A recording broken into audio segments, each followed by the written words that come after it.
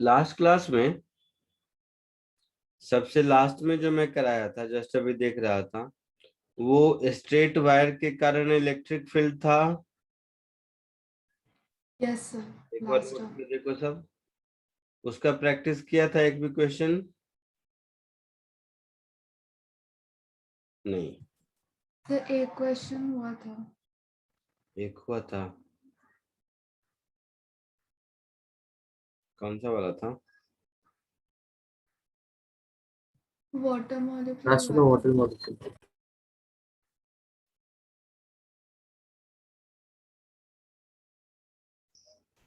अच्छा, ये डाइपोल के साथ जो था वो वाला ना? हाँ, हाँ ठीक है।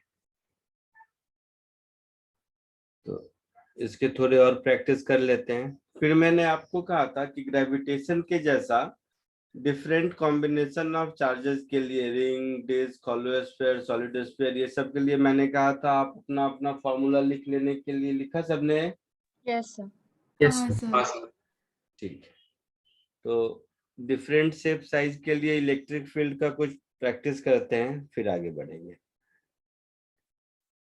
तो फर्स्ट क्वेश्चन,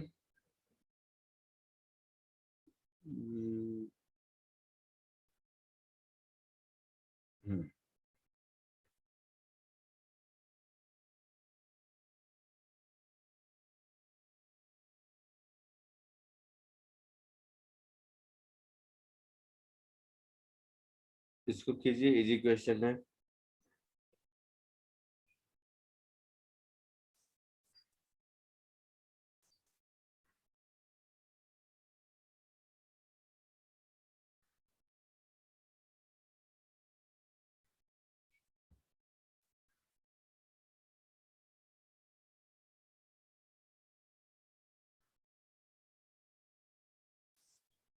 दिख रहा है आप लोगों को? हाँ सर। कोशिश कीजिए। वही स्ट्रेट कंडक्टर वाला फॉर्मूला लगेगा जो लास्ट क्लास में किया था।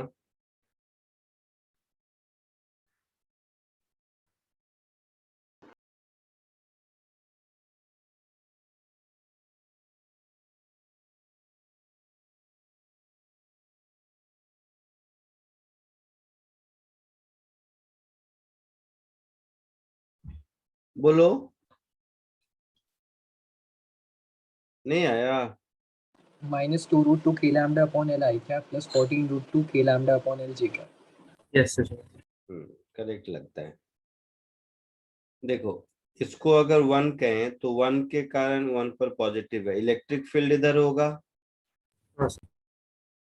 और 2 के कारण इलेक्ट्रिक फील्ड इधर होगा, Yes sir. यस है ना? तो जल्दी जल्दी में अगर देखें तो ये 1 और 2 को मिला, ये जितना भी होगा E1,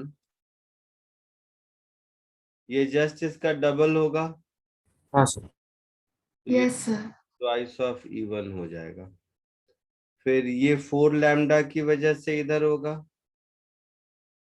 और 3 लैम्डा की वजह से भी इधर होगा। Yes sir. Yes sir. दोनों मिला के मैं 7E1 लिख दूं इधर। हाँ सर। तो फाइनली कुछ ऐसा हो जाएगा, E1 इधर और 7E1 इधर।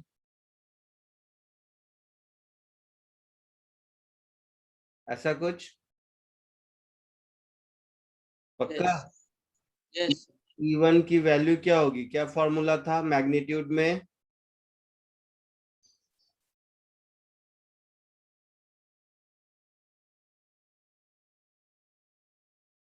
ये दोनों में 45 डिग्री होगा, समझ आ रहा है ना? हाँ sir. Yes. Yes sir. Yes. तो साइन 45 का 2 लैम्डा हो जाए, 2 हो जाएगा। तो ये 1/√2 हो जाएगा। बताओ, मुझे नहीं याद है, जल्दी बोलो। तो के लैम्डा बाय एक्स इंटू √2 ऐसा आएगा, तो लैम्डा का वैल्यू लैम्डा ही रहेगा इसमें। तो 2 लैम्डा 1/√2 यहाँ पर के हो जाएगा, और हाँ सर। इनके में डिस्टेंस, तो डिस्टेंस मेरा L क्या by 2। होगा? L/2। ऐसा होगा? Yes, sir. So 2√2 k lambda upon l, finally यही हुआ। तो दोनों को अगर मिला दें तो फाइनली मेरा आंसर होगा -2√2 k lambda by l I cap और प्लस 2 7 जा 14, तो 14√2 k lambda upon l j cap होगा ऐसा। हाँ सर। हाँ सर। अच्छा, तो ये हो गया आपका इलेक्ट्रिक फील्ड का आंसर। अच्छा, इसका मैग्नीट्यूड पूछा है अगर, तो निकाल लोगे ना? क्या बताऊं मैं, रहने दो आगे? हाँ सर। Yes sir. एक और प्रैक्टिस करो।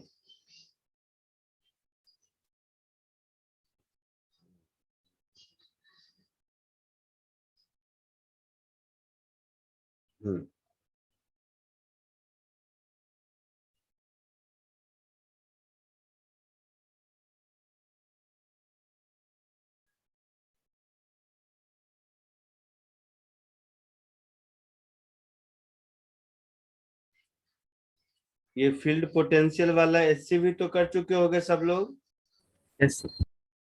पूरा 100%? सारे क्वेश्चन किए हो ना इलेक्ट्रिक फील्ड पोटेंशियल वाले चैप्टर का? Yes. Yes sir.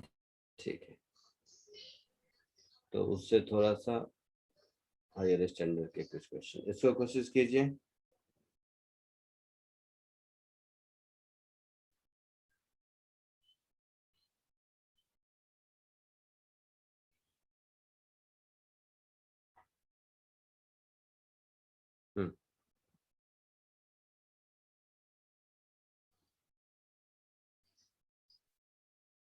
Force of interaction का मतलब दोनों एक दूसरे पर कितना फोर्स लगा रहे हैं।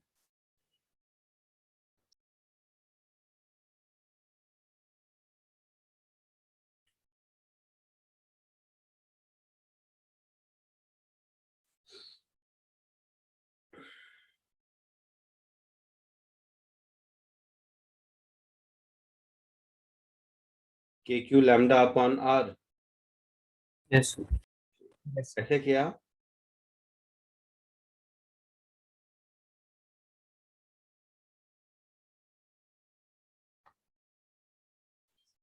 बोलो कैसे किया? सर एलिमेंट लेके इंटीग्रेट किया, तो 0 को इंटीग्रेट किया। एलिमेंट लेके इंटीग्रेट किया, ठीक है, दोनों तरह से कर सकते हैं। सपोज यही सिचुएशन है ना? यस। Yes sir. सबको आ गया आंसर? तो मैं एक दूसरा मेथड बताऊं, नहीं तो मैं भी पहले वही कर दूं फिर दूसरा मेथड बताऊं। अच्छा, फटाफट देख लो। तो यहां से x डिस्टेंस पर dx थिकनेस लेंगे तो इस पर कुछ चार्ज dq होगा। रिंग के कारण x डिस्टेंस पर इलेक्ट्रिक फील्ड का क्या फॉर्मूला है? AQX upon R square plus X square to the power 3/2. kqx upon r square plus x square to the power 3/2, ये फॉर्मूला होगा मेरा। हाँ सर। ये यस सर। होगा electric field due to ring. तो फोर्स क्या हो जाएगा उस छोटे से सिस्टम पर? This electric field into dq होगा। Yes. That is k q lambda x dx divided by r square plus x square to the power 3/2 j cap. इसी को इंटीग्रेट करना है ना? Yes sir. इसी को इंटीग्रेट करना है तो मेरा फोर्स हो जाएगा k q lambda integral of x dx upon r square plus x square to the power 3/2 from x is equal to 0 to infinity. यही होगा। Yes sir. इंटीग्रेशन के लिए क्या करेंगे? डिनोमिनेटर को z में r square plus x square equal to z, तो dz is equal to या ऐसे भी कर सकते हैं ना, x को r tan थीटा कर दो तो 1 plus tan square sec square हो जाएगा। yes हाँ सर। अब कौन सा ज्यादा आसान होगा मुझे नहीं याद है, जैसे मन वैसे कर लो। मान लो इसको z कर देते हैं तो z is equal to r square plus x square. मुझे लगता है x tan थीटा वाला आसान होना चाहिए, देखते हैं वैसे। तो dz मेरा हो जाएगा 2x dx, तो k q लैम्डा अपॉन 2 कर देते हैं, x dx को dz लिख देते हैं, इसको z टू द पावर 3/2 कर देते हैं, ऐसा होगा। yes x 0 होगा तो z की वैल्यू r स्क्वायर, और x इंफिनिटी होगा तो z की वैल्यू इंफिनिटी है, ऐसा। yes तो z टू द पावर -3/2 का इंटीग्रेशन क्या होगा? 2 by root z कितना? -2 upon root z -2 upon under root z, lower limit r square, upper limit infinity. ठीक है, तो एक तो ये 2 चला जाएगा ऐसे ही, है ना। तो इंफिनिटी का 0 माइनस माइनस माइनस प्लस, तो के क्यू लैम्डा बाई आर, यही आंसर था क्या? yes sir yes sir.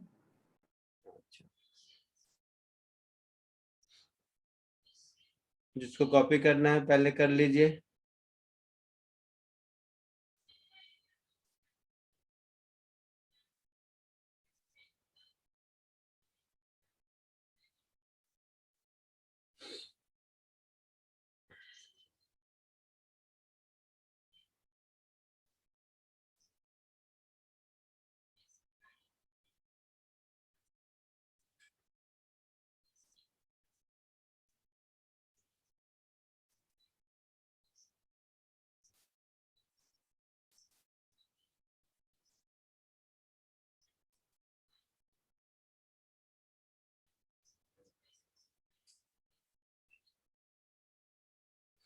लिख लिया सबने? Wait, sir.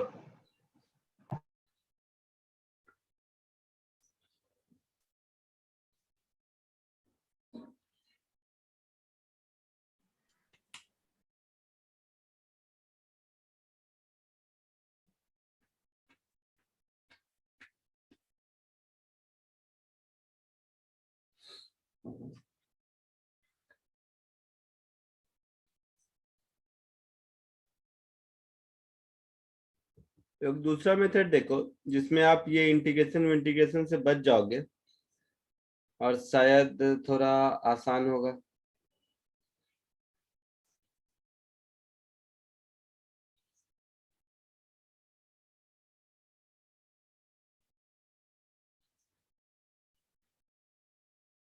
बताऊं, हो गया लिखा हुआ जो लिख रहे थे?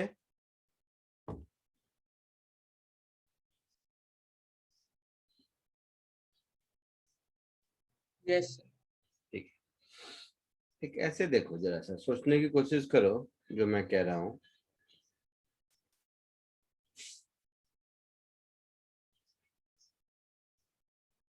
अगर मुझे टाइम बचाना है, ध्यान से देखना,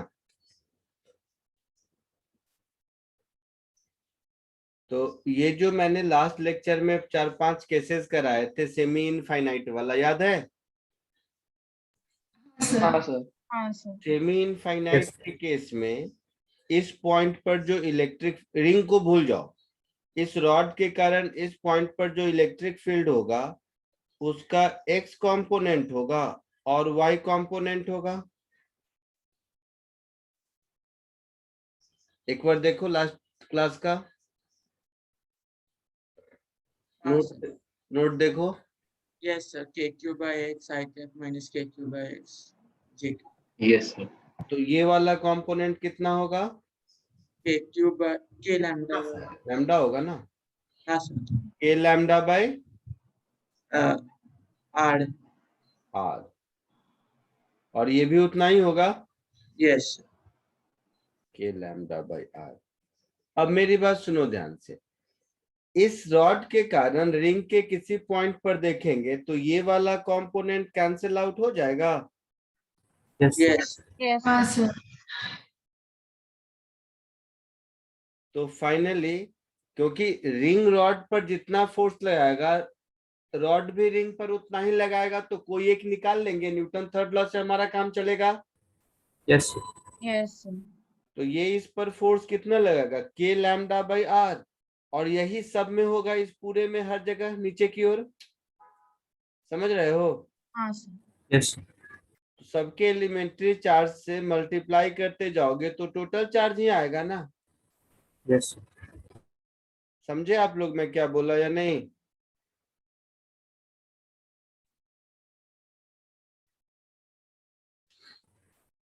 सबको समझ आया? एक बार वापस। एक बार वापस। किसी भी पॉइंट पर देखेंगे तो दो तरह के फोर्सेस होंगे, एक रेडियली आउटवर्ड रिंग पर और दूसरा वर्टिकली डाउनवर्ड। कोई भी एक चार्ज ले लिया, पॉइंट चार्ज, तो इस रॉड के कारण ये दोनों इलेक्ट्रिक फील्ड हो गया। तो यहाँ पर जो भी चार्ज DQ होगा उस पर जो फोर्स लगेगा उसका एक कंपोनेंट ये, दूसरा ये। तो पूरे रिंग में अगर हम जाएंगे तो रेडियली आउटवर्ड वाला कंपोनेंट एक दूसरे को कैंसल आउट करेगा, हाँ सर और वर्टिकली डाउनवर्ड वाला एड अप होता जाएगा। हाँ सर। टोटल चार्ज Q है इस पूरे सेक्शन में। तो फाइनली ये क्वेश्चन ऐसा रिड्यूस हो गया कि Q चार्ज है और Y डायरेक्शन में नीचे इतना फील्ड है, तो यही आंसर होगा माइनस जे कैप में। तो ये इस पर माइनस जे कैप में लगा रहा है, तो ये उस पर प्लस जे कैप में लगाएगा, न्यूटन थर्ड लॉ।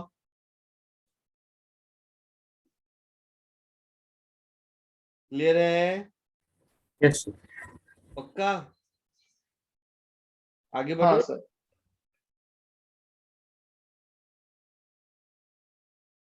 छोटा सा भी किसी को डाउट है तो बोलिए या आगे बढ़ो।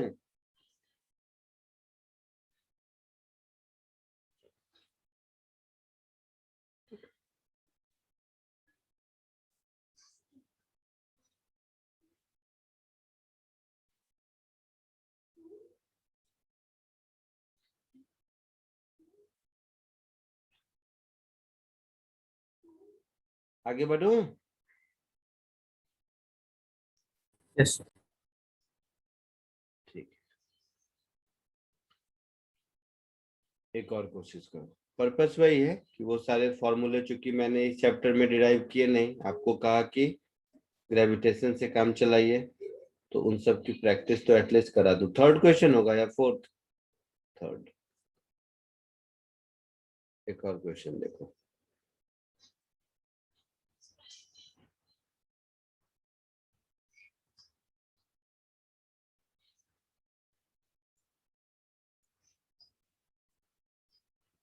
दिख रहा है? Yes, sir. कोशिश कीजिए। K q R square r square by X raised to 4 upon x raise to 4। सबको आया आंसर?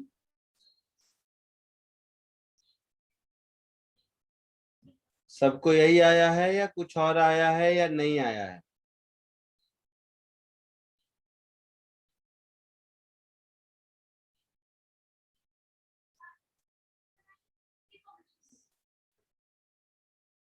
बोलो, सबको आया? बताओ या आगे बढ़ूं? चलो देखो इधर, ये रिंग है, पॉइंट चार्ज रिंग पर माइनस Q चार्ज है,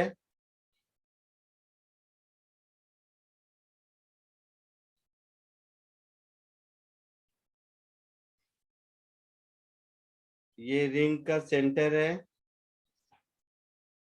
रिंग के सेंटर से x डिस्टेंस दूर कोई पॉइंट P है जहां पर मुझे इलेक्ट्रिक फील्ड ढूंढना है, और यहाँ पर एक चार्ज प्लस Q रखा हुआ है, यही कहानी है।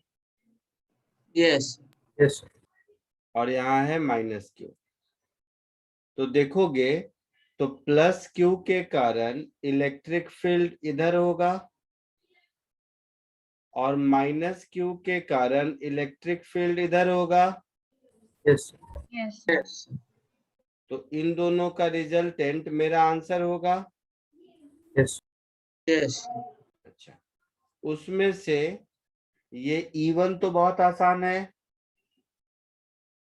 KQ by X squared. KQ by x square. E2 क्या होगा? रिंग KQ वाला X. फॉर्मूला जो अभी देखा था वही है। तो E2 का मैग्नीट्यूड होगा, E2 का मैग्नीट्यूड होगा, अभी ऊपर देखा था, KQX upon R square plus x square to the power 3/2, यही होगा। Yes. Yes. तो resultant electric field at point P, इसको मैं E1 माइनस E2 लिखूंगा। Yes. अच्छा, तो इसमें से KQ दोनों में कॉमन आ जाएगा, ये हो गया 1/x square minus x upon R square plus x square to the power 3/2, यही कहानी है। Yes. साथ में दिया हुआ है कि x is much greater than r, तो मुझे बाइनोमियल अप्रोक्सीमेशन यूज करना पड़ेगा। Yes. हाँ सर। ठीक है, हो जाएगा, आगे छोड़ दूं?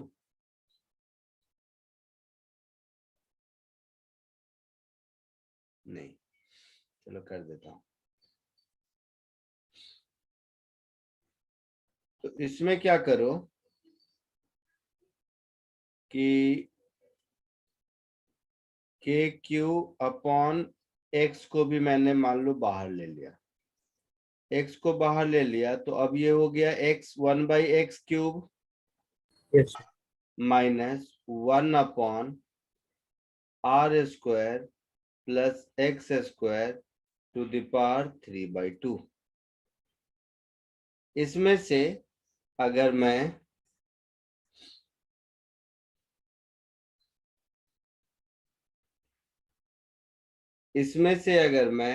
मुझे R अपॉन एक्स चाहिए, तो यहाँ पर अगर मैं एक्स स्क्वायर को बाहर निकालूंगा तो एक्स क्यूब होगा, Yes. या इसे क्रॉस मल्टीप्लाई कर देते हैं, रुक जाओ, क्योंकि यहाँ भी तो एक एक्स है ही ना। एक मिनट रुको,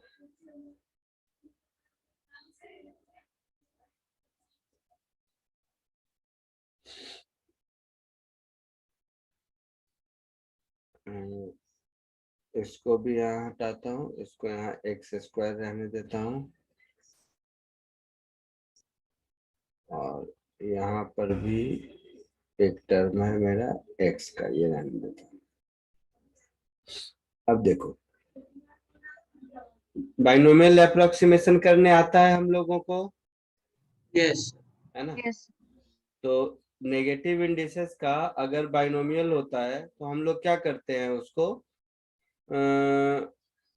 अच्छा रुको मैं करके ही बताता हूँ। तो KQ मल्टीप्लाई करो, नीचे में डिनोमिनेटर को मल्टीप्लाई कर देंगे, तो ये मेरा हो जाएगा x square into R square plus x square to the power 3/2, ऊपर हो जाएगा R square plus x square to the power 3/2 minus x. यहाँ तक ठीक है?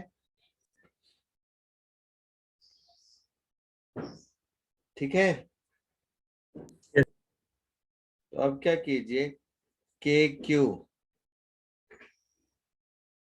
इसमें लिख देता हूं मैं R क्यूब आर स्क्वायर का ये बाहर करने के बाद ये हो गया 1 plus x square by r square whole to the power 3/2, ऐसा होगा। Yes. Minus x divided by इसमें का एक्स स्क्वायर और इसमें का एक्स स्क्वायर बाहर होगा तो x4 X raised to 5. x⁵ आएगा। हाँ एक मिनट रुकना। Sir, x much more than ऊपर y. भी x ऊपर वाला भी है। शायद x माइनस हाँ। एक्स क्यूब हो। हाँ सर। एक मिनट करता हूँ। ये x⁵ होगा हाँ Yes. सर। और यहाँ पर एक्स स्क्वायर से मल्टीप्लाई होगा तो x³ होगा, ये भी x³ होगा। यस मेरे पास Yes. एक x ग्रेटर देन r है ना, तो मुझे r/x चाहिए, x/r हाँ, नहीं। x cube तो लेना। यहाँ पर भी मैंने जो r³ बाहर लिया है इसको x³ कर देता हूँ, समझ रहे हो। Yes. हाँ सर। Yes. इसको x बाहर लिया तो r/x, ठीक है, ऐसा होगा। Yes. Yes sir. तो अब ये हो गया मेरा k³ अपॉन x5, इधर हो गया x³, इसमें बाइनोमियल एक्सपेंशन करेंगे तो 1 प्लस 3/2 r square upon x square आएगा। Yes. सेकेंड ऑर्डर टर्म को नेग्लेक्ट करेंगे, इधर -x³ आएगा। समझे मेरी बात। यस तो ये -x³ और ये 1 कैंसिल हो जाएगा, तो ये कुछ ऐसा हो गया 3k⁴, 5 + 2 7 में से 3 गया तो x⁴ और Two. नीचे एक 2 भी आएगा। ये आपका आंसर होगा। Yes. आया समझ में सबको। हाँ हाँ हाँ समझा। कॉपी कर लीजिए।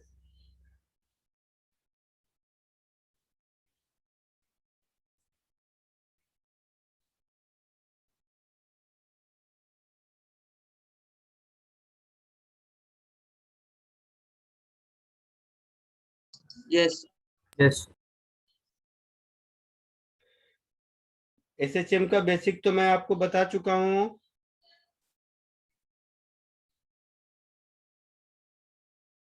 हाँ हाँ सर। तो एक ये क्वेश्चन भी कीजिए। शुरू हुआ कि नहीं तुम लोगों का। सर इंट्रोडक्शन हुआ हाँ अभी तो सर बस। हुआ। हाँ सर कल ही। इंट्रोडक्शन मतलब वो डेरिवेशन हुआ SHM के इक्वेशन का। नहीं सर बस बताया कि मतलब पीरियोडिक मोशन और ऑसिलेशन A sin क्या वो डिफरेंस होता है। है। तो a sin ω t+5 वाले का हाँ डेरिवेशन हुआ कि नहीं। नहीं सर सिर्फ इक्वेशन बताया। नहीं sir, बस हाँ बस इक्वेशन बता। उस इक्वेशन को डिराइव नहीं किया सर ने। सर करेंगे मतलब सर टाइम वो नहीं। एंडिंग के बस ऐसे 30 मिनट्स थे तो उसमें अच्छा बताया। ठीक है ओके चलो इसको कोशिश करो।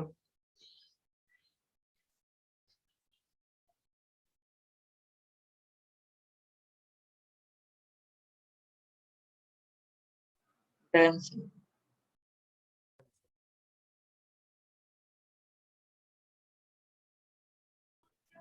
क्या आंसर आया।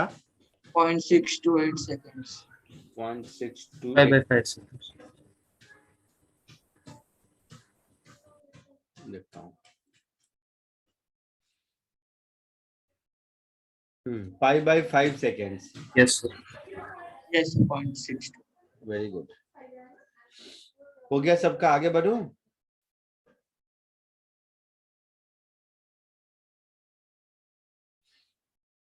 बोलो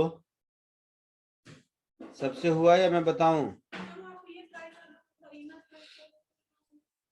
चलो फटाफट देखो, वही एक ही फॉर्मूला बार बार रिपीट कर रहा हूं मैं, रिंग वाला। यहां से x डिस्टेंस पर जो भी चार्ज होगा, नेगेटिव चार्ज है ना शायद, ये पॉजिटिव है और वो नेगेटिव, ऐसा है। Yes, sir. Yes. तो नेगेटिव चार्ज पर अट्रैक्टिव फोर्स लगेगा। इस फोर्स की वैल्यू क्या होगी? QX. K Q1, Q2, lambda X. Q x upon r square plus x square to the power 3/2। Yes. Yes. अच्छा, x much greater than r है। Sir उल्टा है उल्टा है sir. Sir, R much later. अच्छा, ऐसा है। Yes. तो r much greater than x है, तो r much greater than x है, तो ये फोर्स मेरा हो जाएगा k lambda q upon r cube Into X. Yes, sir. Into X. Into x। तो एक्सीलरेशन हो जाएगा मेरा k lambda q upon mass m into r cube into x। x है Yes. मेरा आई कैप में और एक्सीलरेशन है मेरा माइनस आई कैप में। तो इसको वेक्टर फॉर्म में लिखेंगे तो ऐसा होगा, a vector is minus of k lambda cube upon mass m into r cube into x vector. ऐसा Yes, sir. मीन्स ये वाला टर्म मेरा ओमेगा स्क्वायर होगा। Yes. Yes, sir. तो टाइम पीरियड 2 पाई ओमेगा होगा, that is 2 pi under root m r cube upon k lambda q. ऐसा Yes, sir. Values दिया हुआ है हाँ, sir. है ना। तो सारे वैल्यू पुट कर दोगे तो t is equal to pi by कितना 5 आता है, I got it. हाँ Yes, सर, sir. बाय.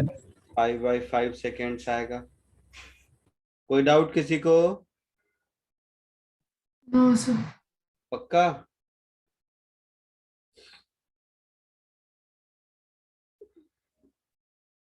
पक्का आगे बढ़ूं? Yes sir. एक और देखो, एक दो क्वेश्चन और प्रैक्टिस कराता हूं, उसके बाद हम लोग इलेक्ट्रिक फील्ड लाइन और फ्लक्स पढ़ेंगे।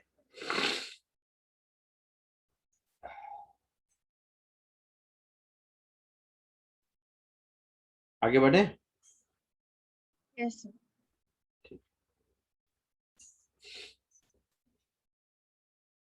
एक बार इसको कोशिश करो।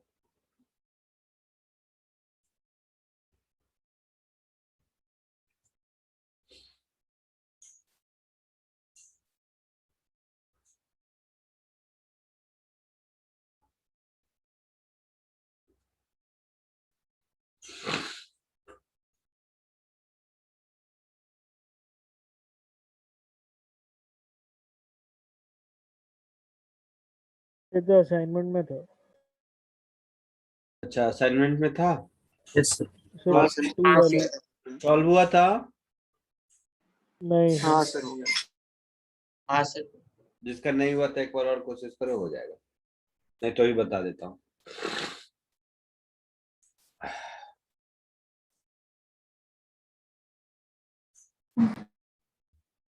ठीक है, देखिए सब लोग इधर देखिए।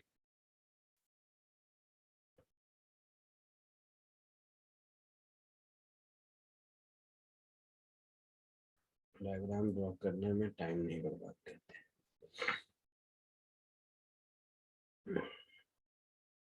देखो ध्यान से, यहाँ -12 और यहाँ -6, तो दोनों मिला के -6 के क्रॉसपॉन्डिंग इलेक्ट्रिक फील्ड इधर होगा। Yes, sir. हाँ सर। ठीक वैसे ही -11 -5, तो ये दोनों मिला के -6 के क्रॉसपॉन्डिंग इलेक्ट्रिक फील्ड इधर होगा। समझ आ रहा है? हाँ ऐसे ही -6 के क्रॉसपॉन्डिंग इलेक्ट्रिक फील्ड इधर होगा, -6 के क्रॉसपॉन्डिंग इलेक्ट्रिक फील्ड इधर होगा, -6 के क्रॉसपॉन्डिंग इलेक्ट्रिक फील्ड इधर होगा। 8 - 2 हाँ और एक 7-6, एक ये इलेक्ट्रिक फील्ड होगा। तो ये 6 वेक्टर होंगे इक्वली स्पेस्ड, जिसका कि मैग्नीट्यूड सेम होगा।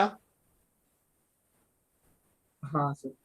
अच्छा, अब देखो, इक्वली स्पेस्ड अगर है और मैग्नीट्यूड भी सेम है, तो ये 3 का कॉम्बिनेशन और ये 3 का कॉम्बिनेशन, इन दोनों कॉम्बिनेशन के मिडिल में हमारा इलेक्ट्रिक फील्ड होगा। हाँ सर। रिजल्टेंट वेक्टर का मुझे तो डायरेक्शन ही चाहिए सिर्फ, हाँ सर। समझ रहे हैं कि नहीं? समझे। हाँ सर। तो इन दोनों के बीच, तो 9 और 10 के बीच एग्जैक्टली बीच में 930 होगा। यस। तो इसमें कुछ करना नहीं था। मैग्नीट्यूड तो नहीं पूछा है ना?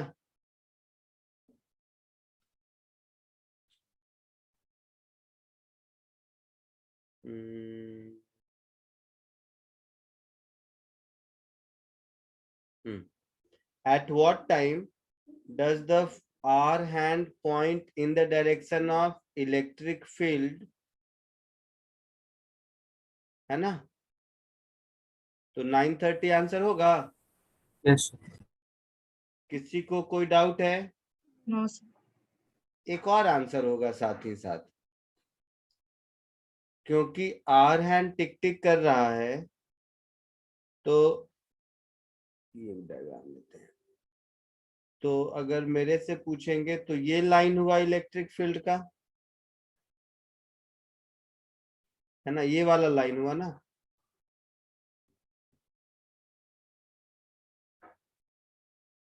ये वाला लाइन हुआ। तो इधर 930 और इधर 330, मतलब ये जो घड़ी की सुई घूमेगी तो ऐसे रहे या ऐसे रहे, वो तो फील्ड के लाइन में ही रहेगी ना। हाँ सर। समझ रहे मेरी बात? यस।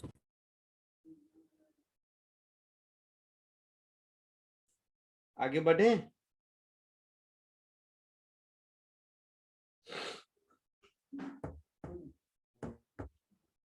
आगे बढ़े?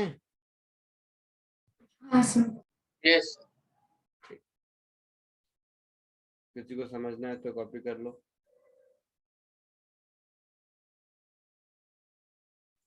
लेकिन डायरेक्शन तो एक ही रहेगा। नहीं, मतलब मैं ये कह रहा हूँ कि अब आर हैंड का डायरेक्शन, मतलब अब निडल का कोई वेक्टर थोड़े ना है, मैं किसको बोलूंगा, ऐसे को बोलूं या ऐसे को बोलूं, मुझे नहीं समझ आ रहा है। समझे आप मेरी बात? अच्छा वैसे, हाँ यस। हाँ, तो इस लाइन में कब आएगा? तो इस लाइन में 2 बार आएगा, एक 9:30 बजे और दूसरा 3:30 बजे।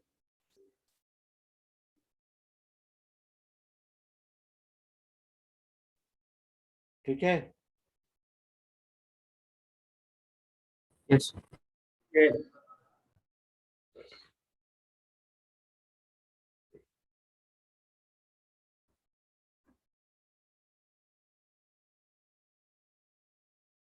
चलो आगे बढ़ते हैं। एक और कराऊं कि सीधे बढ़ जाऊं उस पर?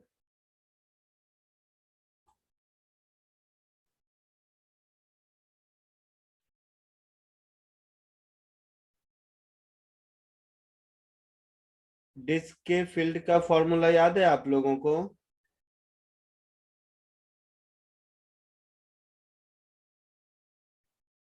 हाँ सर। ठीक है, डिस्क के फील्ड का फॉर्मूला करेंगे। एक और वो लाइन वाला,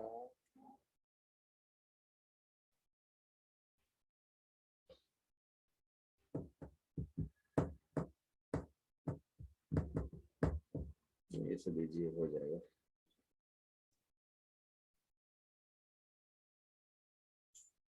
हो जाएगा ऐसे। चलो आगे पढ़ते हैं थोड़ा। इलेक्ट्रिक फील्ड पोटेंशियल में रिलेशन बता चुका हूं आप लोगों को।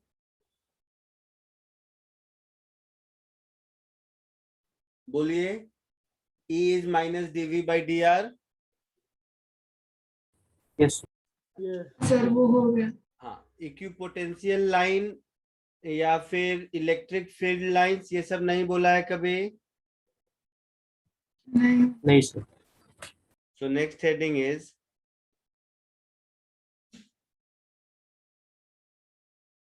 Electric line of forces.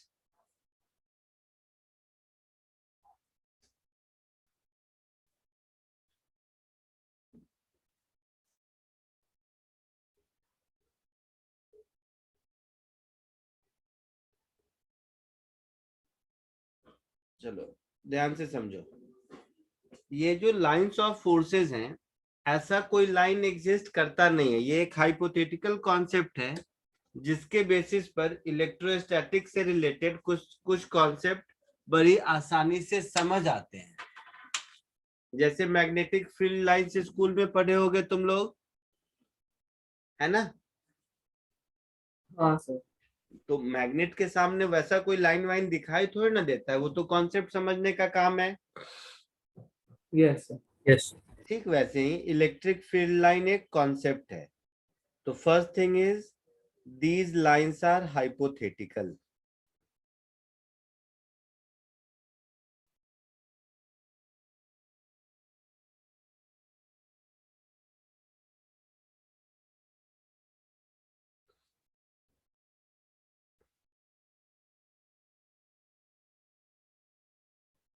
अच्छा, सेकेंड, अगर ये लाइन हाइपोथेटिकल है तो हम लोग पढ़ते क्यों हैं? तो इलेक्ट्रिक फील्ड के रीजन को के स्ट्रेंथ और डायरेक्शन को समझने के लिए और फ्लक्स को समझने के लिए इसको यूज किया जाता है। जैसे कन्वेंशनली ऐसा मान लिया गया कि electric field lines positive charge से ओरिजिनेट होता है और नेगेटिव चार्ज पर टर्मिनेट होता है। मैं बार बार कह रहा हूं, ये हाइपोथेटिकल कॉन्सेप्ट है, ये एक एजम्पशन है। तो फील्ड लाइन का एजम्पशन है, फील्ड लाइन हमेशा पॉजिटिव चार्ज से ओरिजिनेट होता है या इंफिनिटी से ओरिजिनेट होता है, और नेगेटिव चार्ज पर टर्मिनेट होता है या इंफिनिटी पर टर्मिनेट होता है। तो इस तरह के जितने भी फील्ड लाइंस हैं, इस सब का ओरिजिन या तो पॉजिटिव चार्ज होगा या इंफिनिटी होगा। क्लियर? Yes sir. इस तरह के फील्ड लाइंस का टर्मिनेशन या तो नेगेटिव चार्ज पर होगा या इंफिनिटी पर होगा। ये क्या है? ये कन्वेंशन है। जैसे ये हाइपोथेटिकल कॉन्सेप्ट बनाया तो इस कॉन्सेप्ट को फॉलो करने के लिए कुछ कन्वेंशन होगा ना। तो ये बात समझ आई? यस मैं डायग्राम ड्रॉ कर दूंगा, बट पहले ये बात समझ आया। हाँ सर। दूसरा, ये जो फील्ड लाइन की डेंसिटी होगी, डेंसिटी का मतलब कि कितने नंबर ऑफ फील्ड लाइंस किसी रीजन में दिखाई देते हैं, ये उसके इलेक्ट्रिक फील्ड के स्ट्रेंथ को रिप्रेजेंट करता है। आई बात समझ में? हाँ सर। इलेक्ट्रिक फील्ड के स्ट्रेंथ को रिप्रेजेंट करता है। मतलब किसी एक चार्ज से मान लो 4 लाइन ओरिजिनेट हो रहे हैं और दूसरे चार्ज से 8 लाइंस ओरिजिनेट हो रहे हैं, तो सेकेंड का फील्ड पहले से डबल है, ये पक्का है। एग्जैक्टली कितना है नहीं मालूम, बट पहले से डबल है, ये पक्का है। क्लियर है? कोई दिक्कत किसी को? यहां तक किसी को कोई दिक्कत? नहीं सर। नहीं सर। तो जैसे मैंने कहा कि फील्ड लाइंस कंटिन्यूअस लाइंस हैं जो इन्फिनिटी और पॉजिटिव चार्ज से ओरिजिनेट होता है और इन्फिनिटी और नेगेटिव चार्ज पर टर्मिनेट होता है। सो दीज फील्ड लाइंस, थोड़ा शुरू का 5 मिनट थ्योरेटिकल है, assumed to be या assumed to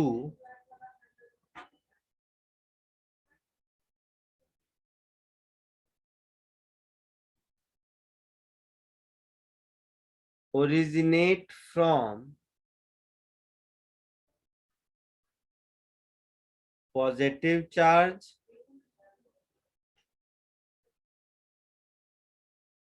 और इंफिनिटी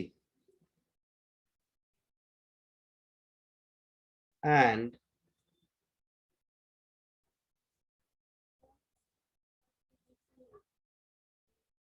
terminates to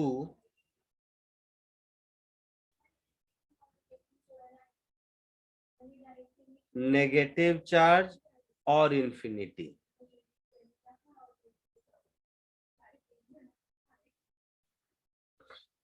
जैसे इस एग्जाम्पल को देखो, तो ये फर्स्ट एग्जाम्पल में फील्ड लाइन पॉजिटिव से ओरिजिनेट होता हुआ दिखता है और इंफिनिटी पर टर्मिनेट होता हुआ दिखता है ना? Yes. तो originating from positive charge and terminating to infinity.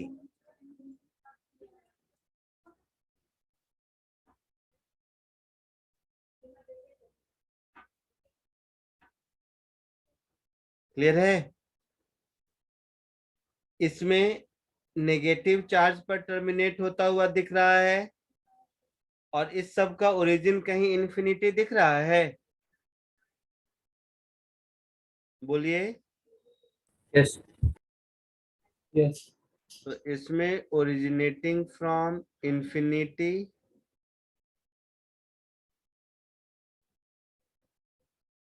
And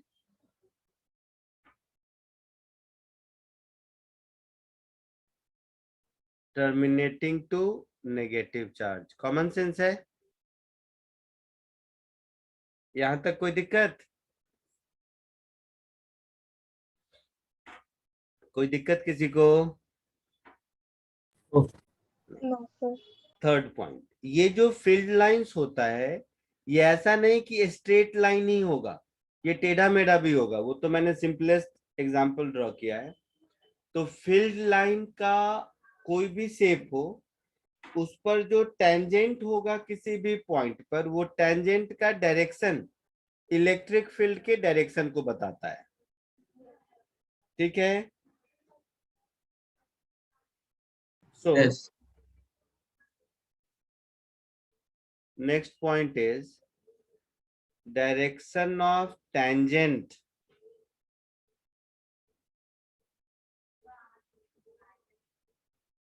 at a point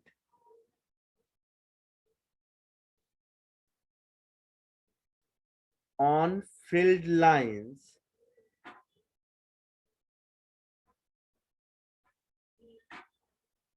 represents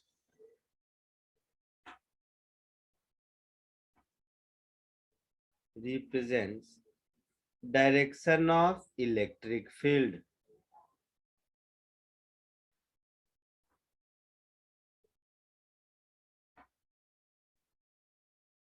कोई दिक्कत किसी को? Density of field lines, density मतलब number of field lines per unit area.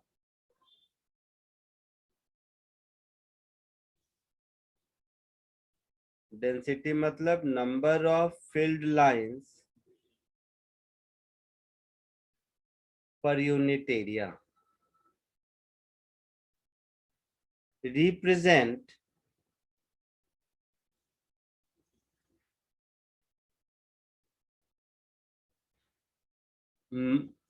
magnitude of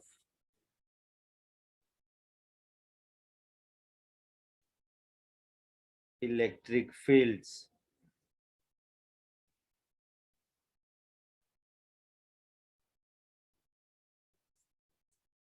कुछ एग्जाम्पल देखो, जैसे मैं लिखने को टाइम दूंगा, घबराना मत। सपोज, अच्छा एक चीज और पहले देख लो फिर। अब किसी भी पॉइंट पर इलेक्ट्रिक फील्ड, मुझे इसी के बारे में मुझे बताना, यहीं पे लिखना चाहिए था, थोड़ा इसको नीचे कर लेते हैं, रुक जाओ। लॉजिकल है कि अगर इलेक्ट्रिक फील्ड का आई मीन फील्ड लाइन का टेंजेंट किसी पॉइंट पर इलेक्ट्रिक फील्ड को रिप्रेजेंट करता है, तो किसी एक पॉइंट पर तो इलेक्ट्रिक फील्ड का एक ही डायरेक्शन हो सकता है ना। हाँ सर। Yes. यहाँ पर इलेक्ट्रिक फील्ड का दो डायरेक्शन नहीं होगा। तो अगर ये ब्लू वाला मेरा फील्ड लाइन है तो इसके हिसाब से मुझे इधर दिख रहा है और दूसरे वाले ब्लू वाले की वजह से इधर दिख रहा है, तो ये तो पॉसिबल है ही नहीं। Yes sir. हाँ सर। तो इसकी वजह से एक प्रॉपर्टी और लिखी हुई मिलती है कि field lines never intersect each other. आई बात समझ में? यस। एक Yes. पॉइंट पर इलेक्ट्रिक फील्ड के दो डायरेक्शन तो पॉसिबल नहीं है ना। सो हाँ सर। हम ये कह सकते हैं कि हेंस फील्ड लाइंस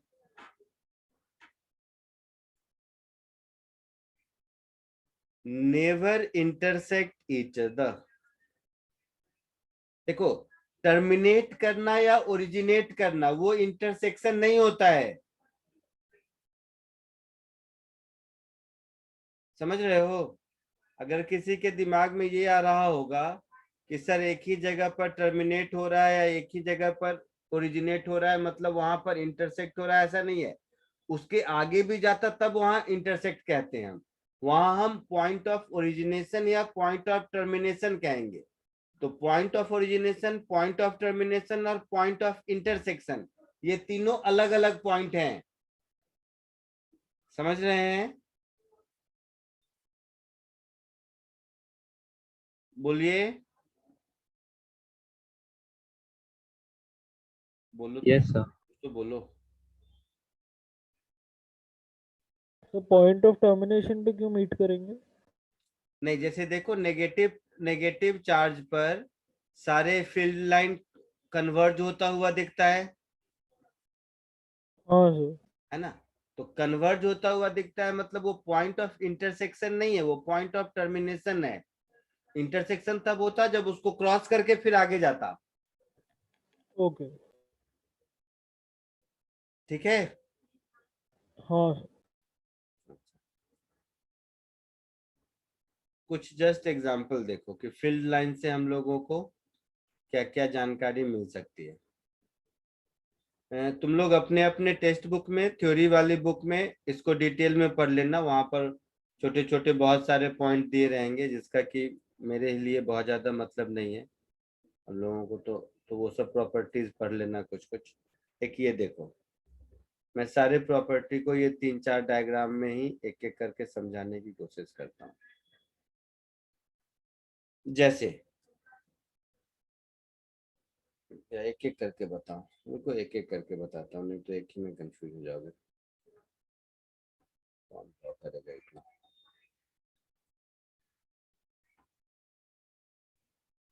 जैसे इस फर्स्ट वाले डायग्राम को देखिए। इस डायग्राम में ये दिख रहा है कि ऊपर में फील्ड लाइन की डेंसिटी कम है और नीचे में ज्यादा है। हाँ सर। यहाँ लेस डेंस है और यहाँ मोर डेंस है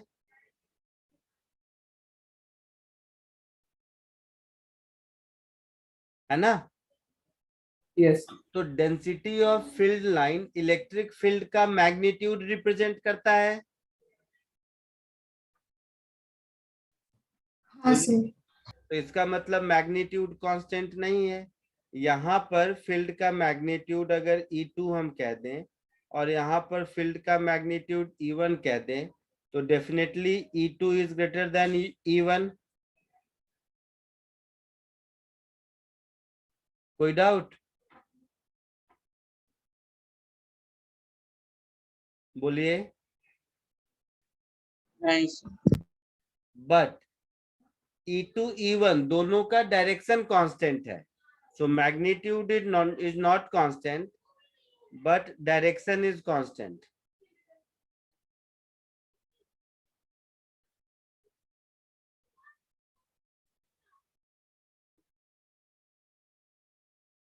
आई बात समझ में? सब पैरेलल है? Yes. अच्छा, एक दूसरा देखो, अगर इस डायग्राम को देखेंगे तो इस डायग्राम में मतलब क्लैरिटी से नहीं दिख रहा है कि डेंसिटी नॉन यूनिफॉर्म है, डेंसिटी यूनिफॉर्म है, बट इलेक्ट्रिक फील्ड का direction will keep on changing. यहाँ पर इधर है, यहाँ पर इधर है, यहाँ पर इधर है ना? आई बात समझ में? बोलिए। Yes. तो direction of electric field changes with position.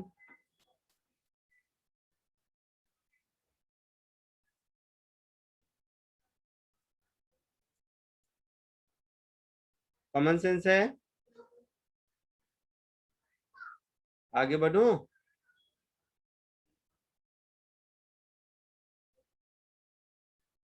Density constant है. हाँ, यूनिफॉर्म स्पेसिंग दिख रहा है ना? तो magnitude same होगा. हाँ, जैसे चलो एक ये एग्जांपल, जैसे ये एग्जांपल है, इसको देख कर लग रहा है both magnitude and direction constant. Yes. Yes. हाँ तो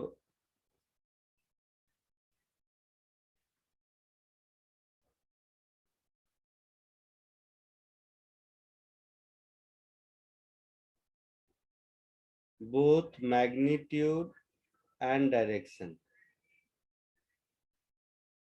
कांस्टेंट है इसमें। क्लियर है?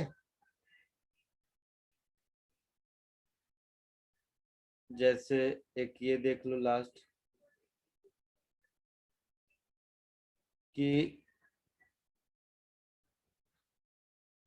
इसमें न मैग्नीट्यूड कांस्टेंट है न डायरेक्शन कांस्टेंट है, डेंसिटी और टेंजेंट का डायरेक्शन दोनों चेंज हो रहा है। Yes, sir. सो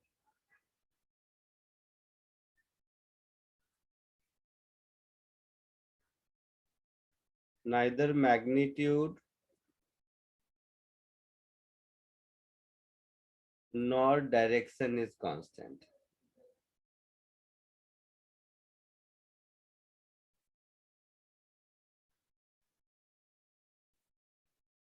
आई बात समझ में? फील्ड लाइन से रिलेटेड कुछ ये सारी थ्योरीज लिख लीजिए, फिर आगे बढ़ते हैं।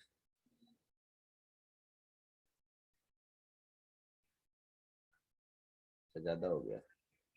और आप zoom in कर सकते हैं. हाँ हाँ, कर देता हूँ थोड़ा। इतना ठीक है? वन गो में इतना लिख लीजिए, फिर आगे बढ़ते हैं।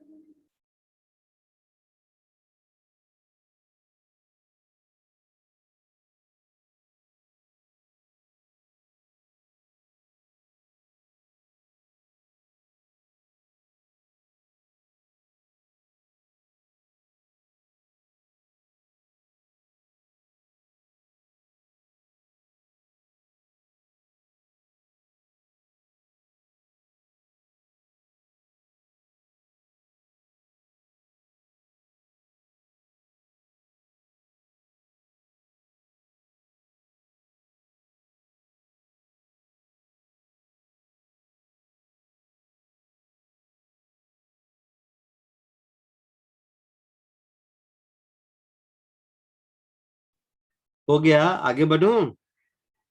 हाँ सर. हाँ सर.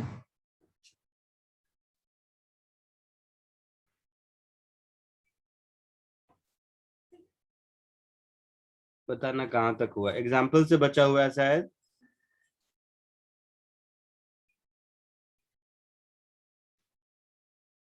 सर एक बार ऊपर करना. हाँ सर एग्जाम्पल से.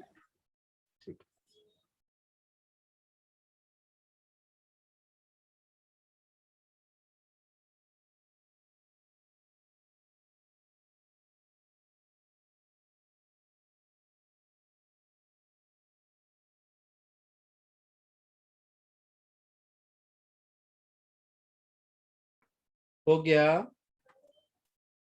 Yes. एक मिनट हाँ सर। चलो 552 भी हो गया, रहने दो। अगली क्लास में हम लोग इलेक्ट्रिक फ्लक्स पढ़ेंगे, ठीक है? याद दिलाना मुझे। Okay sir electric Okay, sir. Flux, okay sir. Okay sir by electric flux पढ़ेंगे अगली क्लास में। Electric flux, Gauss law, 3 lecture और लगेंगे maximum. Okay Okay, sir. Capacitors भी इलेक्ट्रोस्टैटिक्स में ही आएगा या अलग चैप्टर होगा? नहीं नहीं, वैसे तो इलेक्ट्रोस्टैटिक्स का पार्ट है, लेकिन हम लोगों के सेग्रीगेशन में वो अलग चैप्टर है। Okay sir. Okay. Thank you sir, bye sir. Thank you, sir. Thank you, sir. Thank you sir. Thank you sir. Thank you sir.